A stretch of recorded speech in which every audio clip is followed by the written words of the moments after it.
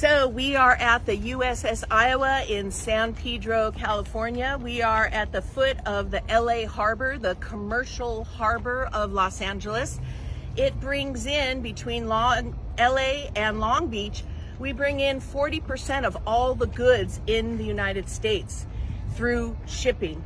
And this battleship was brought here about 10 years ago, which we are fine with. It was a battleship that fought fascism in World War II.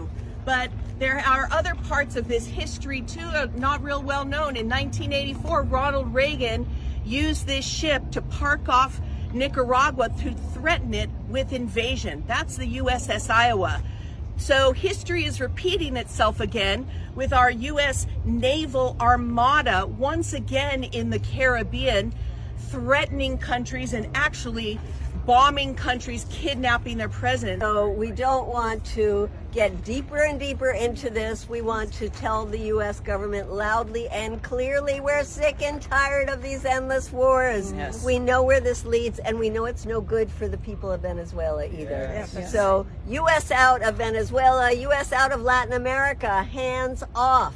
We have to make sure that we keep saying to them, it is none of our business. Right. It is hands up off to the people Venezuela. to Venezuela to decide what their government is going to look like. Yeah, that's right. And that we heard the exact same thing they're saying now. We heard around the war in Iraq. We heard weapons of mass destruction. Now it's Nice. supposedly drugs. We heard it was going to be paid for by their oil. The exact same thing. And we heard it was going to be a cakewalk, right?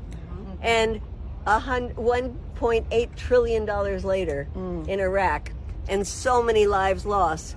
Healthcare, not warfare.